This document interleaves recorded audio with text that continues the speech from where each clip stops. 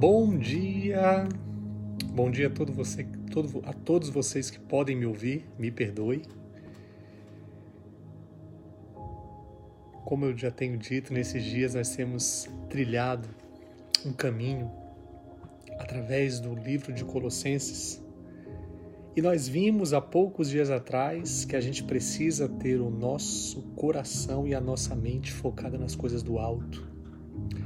E como consequência disso, ontem, nós vimos, de maneira bem resumida, que as nossas atitudes, elas precisam ser modificadas, porque a partir de então, a nossa vida ela não é mais controlada pelos valores terrenos, e sim pelos valores do céu. Então, dessa forma, a gente veste uma roupa de compaixão, de bondade, de humildade, de autocontrole, de disciplina, de moderação e vive uma vida social dessa forma. E de fato, ante a tudo isso, o fechamento do que nós temos visto é o coração sempre grato, um coração sempre derramado, um coração que exala adoração como um estilo de vida e uma atitude. E logo após Paulo fazer esse desfecho, ele continua expondo o livro de Colossenses. Ontem nós vimos até o versículo 17 e hoje nós vamos ver o versículo 18 a 25 e o versículo 1 do capítulo 4.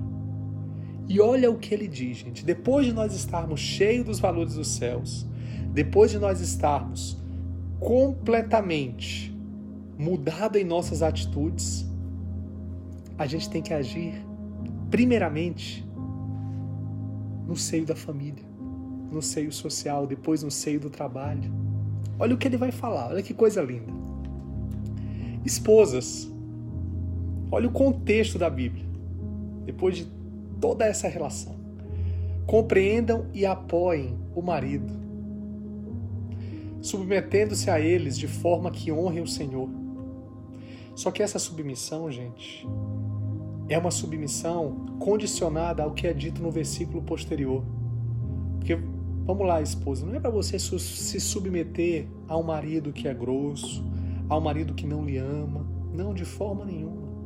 Você precisa se submeter a um marido, como diz o versículo 19. Maridos, amem a esposa, não hajam como aproveitadores dela. Quando ele fala esse amar a esposa, é o mesmo que está descrito lá em Efésios. Amar como Cristo amou a igreja, a ponto de se entregar e se sacrificar por ela. Então aqui no Canadá, eu e a minha esposa, a gente tem aprendido muito. Aqui não tem os nossos afazeres domésticos, o nosso dia a dia é um ajudando o outro, é um compartilhando com o outro, é um dando suporte por outro. E aí, ela me compreende, ela me apoia, se submete, porque eu deixo uma cama preparada de amor, de compreensão, de apoio, de ajuda, de carinho. E eu não me aproveito dela em situação alguma. Daí ele começa a aprofundar mais, ele vai estendendo o seio familiar. Pais, não sejam severos demais com os seus filhos, pois acabarão esmagando o espírito deles. Hoje a gente sofre um problema grave de extremos. Ou a gente tem uma ausência total de disciplina familiar em relação à criação dos filhos, ou nós temos uma disciplina extrema, uma disciplina esmagadora.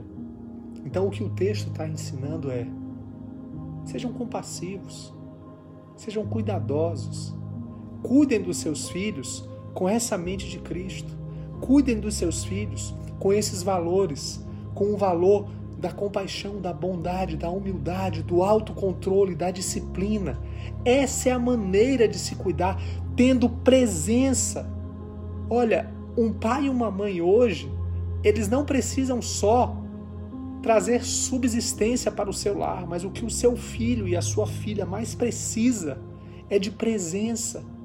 Porque muitas das vezes nós temos perdido os nossos filhos dentro da nossa casa para o seu próprio quarto, para um computador, para um celular, para um tablet.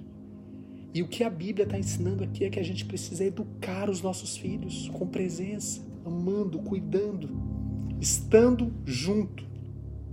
Daí ele vai agora para a relação do trabalho. Empregados, façam o que for dito por seus patrões. Outra relação complicada no nosso dia a dia é conflito. Se você for, eu lembro no Brasil, eu advogava para empresas, nas searas trabalhistas, eram conflitos infinitos entre patrões e empregados. Mas olha o que a Bíblia diz: empregados, façam o que for dito por seus patrões. Não façam apenas o mínimo exigido, e sim o melhor que puderem. Sejam proativos. Trabalhem de coração para o real Senhor de vocês, para Deus, pois serão plenamente recompensados quando receberem sua herança no céu. Lembrem-se de que, no fim das contas, o Senhor que vocês estão servindo é Cristo. Esse é o verdadeiro Senhor. O seu empregador aqui, ele só é caracterizado por uma pessoa, mas na verdade você está servindo a Cristo. O empregado mal-humorado que só faz trabalho de má qualidade vai prestar contas, terá que prestar contas. Ser um seguidor de Jesus não cobre o serviço mal feito de vocês. Então não bata no peito e diga: eu sou um discípulo de Jesus. Não, se você é um discípulo de Jesus, você tem que ser um exemplo. Se você é um discípulo de Jesus, você tem que ser o primeiro a ser um proativo, a ser um que faz além de todos aqueles que estão ao seu redor.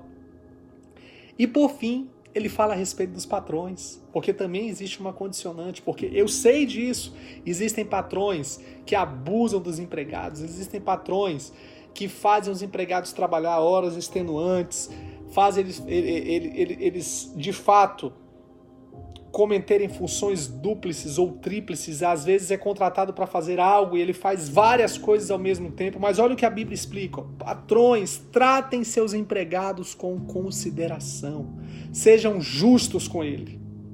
Justos. Ser justo é agir da forma que você deve agir com outrem, como você agiria como você mesmo.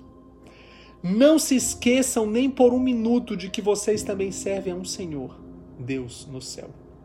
Então, gente, esse é o fechamento dessa temática que Paulo tem explicado, de que nós precisamos viver com os valores focados no céu.